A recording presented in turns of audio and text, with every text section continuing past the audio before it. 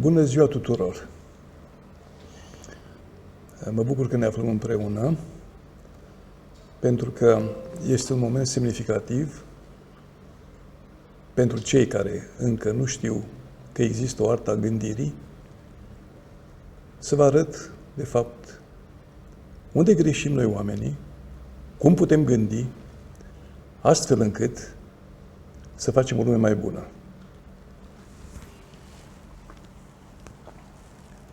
Noi am învățat să gândim binar, adică totul era în funcție de măsurat și de cântărit. Avem mai mult, suntem mai grozavi. Aș vrea să studiem un pic câteva modele.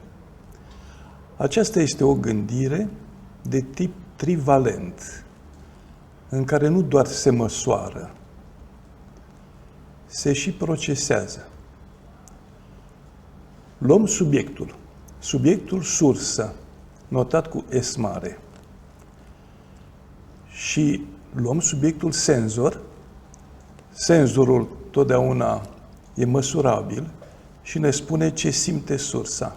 Cum adică să simtă sursa? O să vedem. Iar decidentul înseamnă că dintr-un portofoliu de situații alegem una.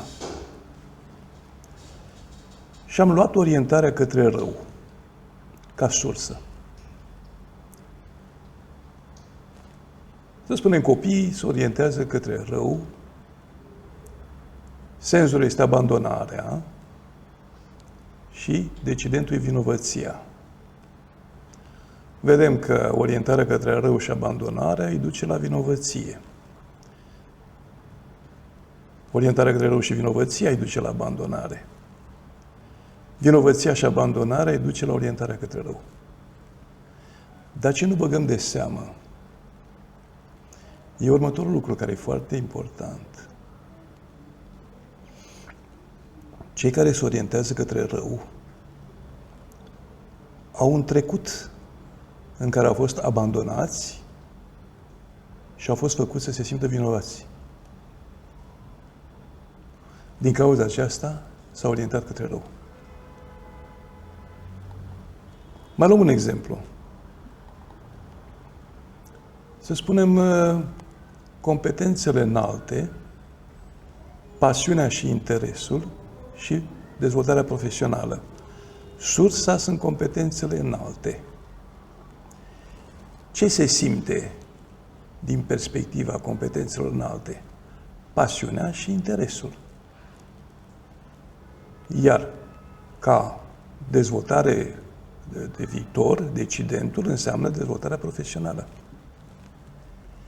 Dar nu se spune că nu vei obține niciodată competențe înalte dacă nu pui în valoare pasiunea și interesul. Deci dacă tu nu cultivi pasiunea și interesul și nu-i îndemni pe copii să meargă către dezvoltarea profesională înaltă, nu vor avea niciodată competențe înalte. E foarte firesc. Atunci de ce îi punem să tocească? Cum pot ajunge ei să aibă competențe înalte?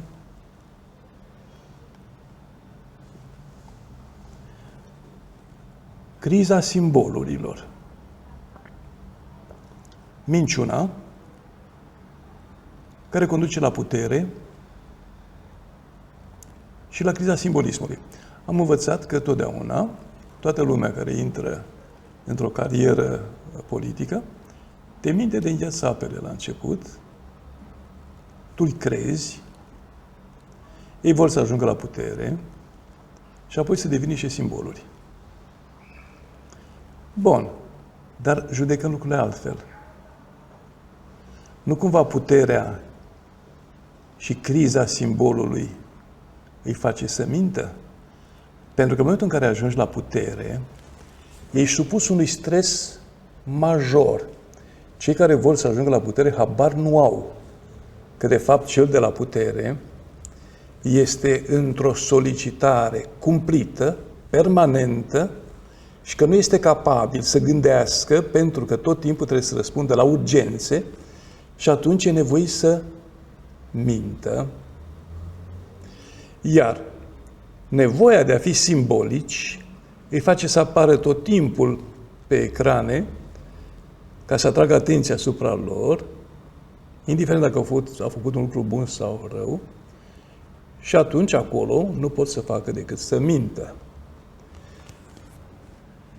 Ca să analizezi realitatea, trebuie să înveți cum să gândești.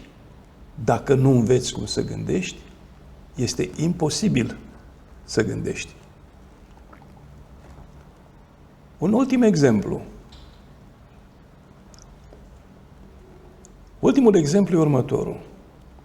Sursa e răutatea, senzul e durerea, decidentul e violența. Dacă le punem pe schemă, așa cum am văzut, constatăm că oamenii răi au fost expuși anterior la durere și violență. Și atunci au învățat să fie răi. E așa de simplu să facem o lume mai bună, doar trebuie să schimbăm modul de a privi lucrurile. Cel mai simplu lucru e să începem să gândim nu bivalent, ci trivalent.